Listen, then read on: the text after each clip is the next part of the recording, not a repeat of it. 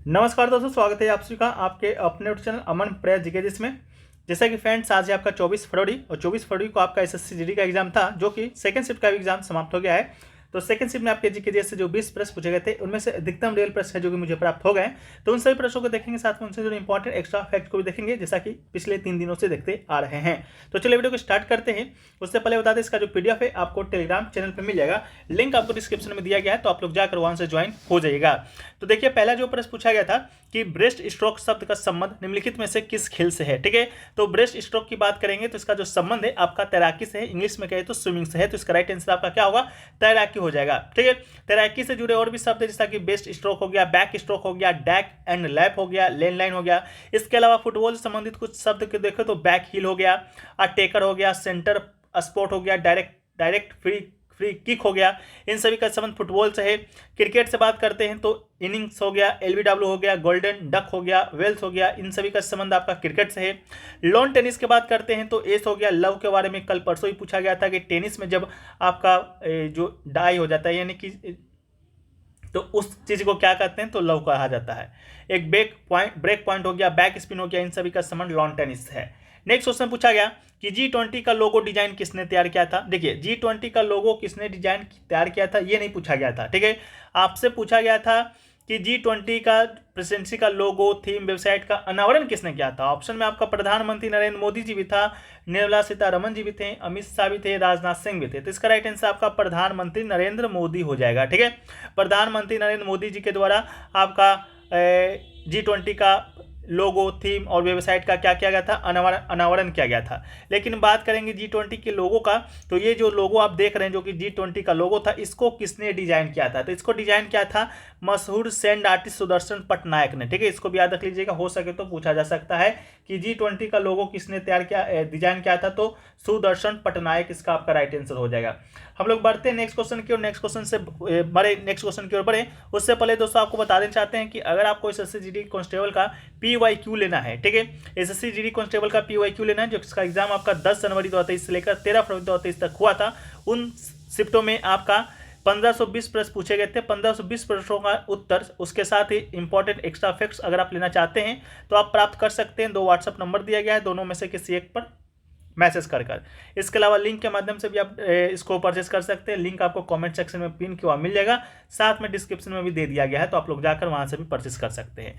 Next question देखिए, पूछा गया कि बारदोली सत्याग्रह कब शुरू हुआ था। बारदोली सत्याग्रह की बात करते हैं तो बारदोली सत्याग्रह के विषय में हम लोग ने कल ही बात किया है। कल किससे बात किया है? कल जब आपका पूछा गया था सरदार वल्लभ भाई पटेल जी के बारे में कि सरदार वल्लभ भाई पटेल जी ने कौन से कांग्रेस अधिवेशन की अध्यक्षता की थी। उसमें हमने आपको बारदोली सत्याग्रह के बारे में बताया था कि बारदोली सत्याग्रह 1928 में होता है और यहाँ की महिलाओं के द्वारा सरदार वल्लभ भाई पटेल को सरदार की उपाधि दी जाती है, जो बाद में महात्मा गांधी जी के द्वारा उन्हें प्रदान किया जाता है। कल ही हम लोग ने बात किया था। ठीक है, तो इसका राइट आंसर आपका 1928 इसका राइट आंसर हो जाएगा।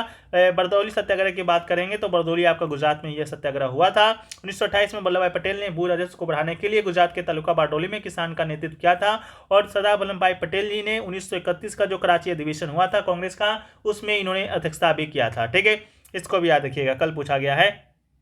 अगला पूछा गया था कि तपन कुमार पटनायक को किस नृत्य शैली के लिए संगीत नाटक अकादमी पुरस्कार दिया गया है। तो तपन कुमार पटनायक की बात करेंगे तो 2018 में इनको संगीत नाटक अकादमी पुरस्कार दिया गया था। इनका जो संबंध था आपका छऊ नृत्य से था। ठीक है, छऊ जो नृत्य है, छऊ नृत्य की उत्पत्ति की बात करेंगे तो पूर्वी राज्यों में होता है, झारखंड, पश्चिम बंगाल, उड़ीसा में। झारखंड में इसका स्थानीय नाम सरायकेला है, पश्चिम बंगाल में स्थानीय नाम पुरुलिया छऊ है, उड़ीसा में आपका स्थानीय नाम मयूरभंज छऊ है। ठीक है, तो इसका राइट आंसर आपका छऊ हो जाएगा। अगला है कि आइस हॉकी में कितने खिलाड़ी होते हैं। आइस हॉकी की बात करेंगे तो आइस हॉकी में आपका 6 खिलाड़ी होता है, इसका राइट आंसर 6 हो जाएगा।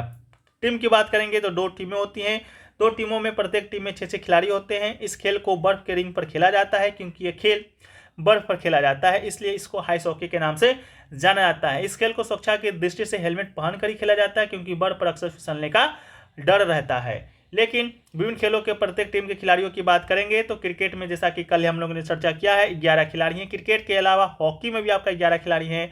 इसके अलावा फुटबॉल में भी फ्रेंड्स आपका कितना खिलाड़ी है, तो 11 ही खिलाड़ी है। ठीक है, तो हॉकी, क्रिकेट, फुटबॉल में 11 खिलाड़ी होते हैं। लेकिन आइस हॉकी की बात करेंगे तो 6 खिलाड़ी। वहीं पर हॉकी 5 एस अगर आपसे पूछा जाता है तो उसका राइट आंसर 5 खिलाड़ी होता। इसके अलावा बात करेंगे आपका बास्केटबॉल का तो 5 खिलाड़ी, बेसबॉल में आपका 9 खिलाड़ी, रग्बी फुटबॉल में आपका 15 खिलाड़ी, पोलो में 4 खिलाड़ी, इसके अलावा वाटर पोलो में 7 खिलाड़ी, वॉलीबॉल में 6 खिलाड़ी, विच बॉल में 2 खिलाड़ी, कबड्डी में 7 खिलाड़ी, लाक्रोस में 10 खिलाड़ी, हैंडबॉल में 7 खिलाड़ी, खो खो में 9 खिलाड़ी, सेपक टकराव में 3 खिलाड़ी होते हैं, इसको याद रखिएगा। नेक्स्ट क्वेश्चन है कि परिवार नियोजन कार्यक्रम किस पंचवर्षीय योजना में लाया गया था। तो परिवार नियोजन कार्यक्रम की बात करेंगे तो ये आपका 6ठी पंचवर्षीय योजना के दौरान लाया गया था।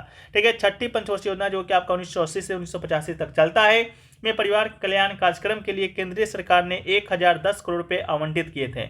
इस पंचवर्षीय योजना में परिवार नियोजन कार्यक्रम को विस्तृत रूप में फैलाने का मुख्य उद्देश्य परिवार कल्याण था, जिसमें परिवार नियोजन, मातृ और शिशु स्वास्थ्य और पौष्टिकता को अधिक बढ़ावा दिया जा सके। ठीक है, अगला क्वेश्चन पूछा गया जल्लीकट्टू के विषय में कि जल्लीकट्टू किस पर्व से संबंधित है।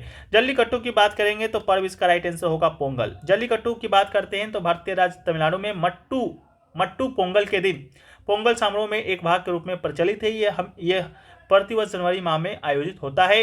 यह एक पारंपरिक घटना है जिसमें एक बेल जैसा कि पुली, कुलम या नगा यम नस्ल को लोगों की भीड़ में छोड़ दिया जाता है। कई मानव प्रतिभागी दोनों हाथों से बेल की पीठ पर बड़े कुंवर को पकड़ने का प्रयास करते हैं और उस पर लटक जाते हैं, जबकि बेल भागने का प्रयास करता है। बेल को रोकने का प्रयास करते हुए प्रतिभागी यथासंभव लंबे समय तक कुंवर को पकड़ रखते हैं। कुछ मामलों में प्रतिभागी को बेल के सींगों पर लगे झंडों को हटाने के लिए काफी देर तक सवारी करनी पड़ती है। अगला है कि सुंग वंश का संस्थापक कौन था। सुंग वंश की बात करेंगे तो इसके संस्थापक हुआ करते थे पुष्यमित्र सुंग। कल ही हम लोगों ने बात किया है पुष्यमित्र सुंग के विषय में। आप लोग को मालूम होगा मौर्य समाज का जो अंतिम शासक था बृहदत्त, उसी का सेनापति था आपका पुष्यमित्र सुंग। उसी की हत्या करके पुष्यमित्र सुंग ने सुंग वंश का स्थापना किया था, जिसका शासन था आपका 184 ईस्वी से लेकर 75 ईसा पूर्व तक। इसकी राजधानी में पाटलिपुत्र हुआ करते थे। ठीक है, इसको भी याद रखिएगा।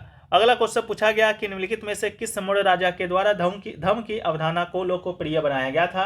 तो धर्म की अवधारणा को लोकप्रिय बनाया गया था अशोक के द्वारा। अशोक की बात करेंगे तो मौर्य राजवंश से संबंधित था। मौर्य वंश का यह तीसरा शासक था। पहला आपका चंद्रगुप्त मौर्य था, दूसरा आपका बिंदुसार था, तीसरा आपका अशोक था। ठीक है, तो इसको भी याद रखिएगा। अशोक ने अपने शासनकाल के 9वें वर्ष में अर्थात कलिंग की विजय के 1 वर्ष बाद बौद्ध धर्म अपना लिया था। अशोक महान मौर्य शासक और राजवंश के संस्थापक चंद्रगुप्त मौर्य के पोते थे, यानी कि चंद्रगुप्त मौर्य अशोक का दादा था। अगला है कि विश्व व्यापार संगठन स्थापना कब हुआ था। विश्व व्यापार संगठन की बात करेंगे तो इसकी स्थापना हुआ था 1995 में। तो इसका राइट आंसर आपका 1995 हो जाएगा। ठीक है, इसे शॉर्ट फॉर्म में लोग WTO के नाम से भी जानते हैं। वर्तमान में महानिदेशक रॉबर्ट अजबेरा है। मुख्यालय जिनेवा स्विट्जरलैंड में है। वर्तमान में 164 सदस्य है। ये एक अंतर सरकारी संगठन है जो राष्ट्रों के बीच अंतर्राष्ट्रीय व्यापार के नियमन से संबंधित है। अगला है विश्व बैंक। विश्व बैंक की बात करेंगे तो इसका स्थापना 1944 में होता है। मुख्यालय वाशिंगटन डीसी में है। UNDP जिसका फुल फॉर्म होता है संयुक्त राष्ट्र विकास कार्यक्रम, इसका स्थापना 1965 में, मुख्यालय न्यूयॉर्क में। IMF अंतर्राष्ट्रीय मुद्रा कोष की बात करेंगे तो इसका स्थापना 1945 में, मुख्यालय आपका वाशिंगटन डीसी में। अगला है कि निम्नलिखित में से कौन नीति आयोग के वर्तमान CEO है। पिछले 3 दिनों से हम लोग नीति आयोग के विषय में बात कर रहे हैं कि नीति आयोग की स्थापना कब हुआ था, इसके अध्यक्ष कौन है, इसके वर्तमान में उपाध्यक्ष कौन है, यह किस योजना आयोग के स्थान पर आया था, उन सभी बिंदुओं पर हम लोग बात कर चुके हैं। तो वर्तमान में CEO यानी कि चीफ एग्जीक्यूटिव ऑफिसर है आपका VVR सुब्रमण्यम। नीति आयोग की बात करते हैं तो 1 जनवरी 2015 को इसका स्थापना होता है। इसका मुख्यालय दिल्ली में है। योजना आयोग के स्थान पर इसका स्थापना होता है। इसके अलावा पहले जो मुख्य कार्यकारी अधिकारी थे सिंधु श्री खुल्लर थे। ठीक है, इसको भी याद रखिएगा, पहले CEO थे। इसके अलावा सुमन बेरी वर्तमान में नीति आयोग को वर्तमान में अध्यक्ष है। इसके अध्यक्ष आपके प्रधानमंत्री ही होते हैं। तो वर्तमान में प्रधानमंत्री आपका नरेंद्र मोदी जी हैं। इन्हीं के द्वारा उपाध्यक्ष की नियुक्ति भी की जाती है। इसके जो पहले उपाध्यक्ष हुआ करते थे अरविंद पनगड़िया हुआ करते थे। अरविंद पनगड़िया वर्तमान में आपके 16वें वित्त आयोग के अध्यक्ष है। इसको भी याद रखिएगा। अगला है खोड़िया नृत्य रूप किस राज्य से संबंधित है। खोड़िया नृत्य रूप की बात करेंगे तो इसका संबंधित राज्य है आपका हरियाणा। तो इसका राइट आंसर आपका हो जाएगा हरियाणा। हरियाणा की बात करेंगे तो हरियाणवी विवाह में सबसे बहुमुखी विवाह प्रदर्शन अनुष्ठानों में एक को खोड़िया कहा जाता है। इसे एक रोल प्ले के रूप में सबसे अच्छा वर्णित किया गया है कि परिवार के दूल्हे पक्ष की महिलाएं पारंपरिक रूप से तब प्रदर्शन करती है जब उस घर के सभी पुरुष बारात के हिस्से के रूप में विवाह दुल्हन के घर में शामिल होने जाते हैं। इस प्रकार करके खोड़िया नृत्य आपका हिमाचल में किया जाता है। बाकी आप लोग पढ़ लीजिएगा। इसके अलावा नेक्स्ट क्वेश्चन पूछा गया कि 2011 के जनगणना के अनुसार किस धर्म की जनसंख्या 0.2% है।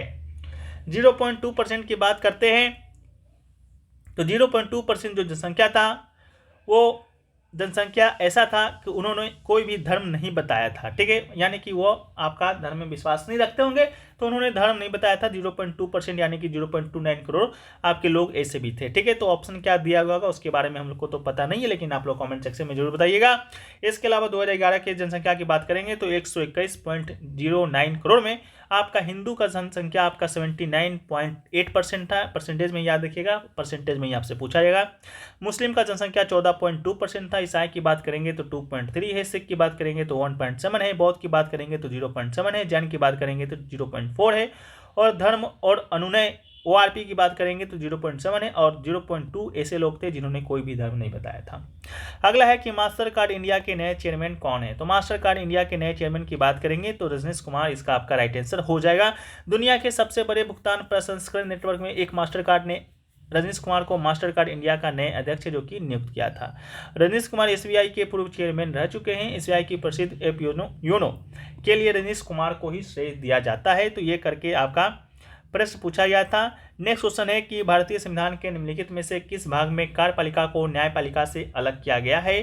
तो भाग हो जाएगा राज्य के नीति निदेशक सिद्धांत, जो कि भाग 4 के अंतर्गत आता है। और अनुच्छेद 50 में कहा गया है कि कार्यपालिका से न्यायपालिका का पृथक्करण किया जाएगा, ठीक है। तो ये आपका प्रश्न पूछा गया था।